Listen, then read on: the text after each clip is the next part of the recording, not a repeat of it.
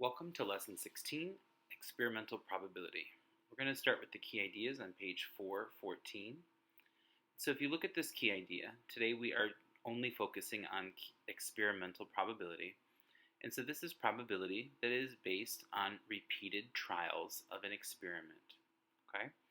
And so we look at the algebraic of this, where it's P at the event is equal to the number of times the event occurs over the total number of trials. So, for example, what we could do is we could say the probability of flipping a heads is equal to, and since it's experimental, this means that I would have tried it. So the other day when I asked you to do 20 trials, the way that you would write your final answer is if you had, some of you had 9 out of 20 or 11 out of 20. There were 11 times that it hit heads out of the 20 total trials. Or, like I said, some of you had 9, so it would be 9 out of 20 trials. That would be your experimental probability for that experiment. Looking at example 1 on page 414, we can see that there is a bar graph off to the side that says it's rolling a number cube. So there are 6 different choices, and you can see that the 1 was rolled 10 times, the 2 was rolled 4 times, and so on.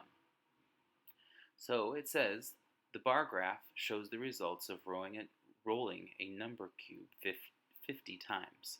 What is the experimental probability of rolling an odd number? So since we're looking for an odd number, we would have to actually add up the 1s, the 3s, and the 5s. So they take 10 plus 8 plus 11.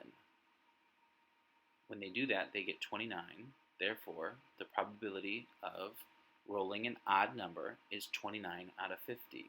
Now, 29 out of 50 is not able to be simplified, so we leave it in that form, 29 50ths. You also can write that as 0.58 or 50%. All are acceptable answers. All right, example 2 on page 414. It says it rains 2 out of the last 12 days in March. If this trend continues, how many rainy days would you expect in April? Find the experimental probability of the rainy days. So, as we said, it rained 2 out of 12. So, the probability of raining is 1/6 as we simplify. Now, to make the prediction, multiply the probability of a rainy day by the number of days in April. So if you count the number of days in April, or if you look at the calendar, you can see that there are 30. So they took 1/6 of 30. So utilizing that experimental data, we can make that prediction that it's going to rain 5 days in the month of April. Next, I'd like you to try the on your own problems from page 415. As you can see, in number 1, it asks you to go back to example 1, where we were rolling that dice. Go ahead and press pause and finish that problem. The answer to number 1 should have been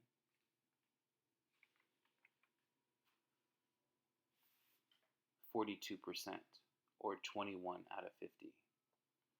Looking at number 2, you are asked to look at this experimental probability of 5 defective pairs of jeans in a shipment of 200. Then make a prediction of how many defective jeans would be in a shipment of 5,000. Again, use example 2 to help you through this problem. Press pause and solve the problem. You should have got an answer of 125 pairs of defective jeans.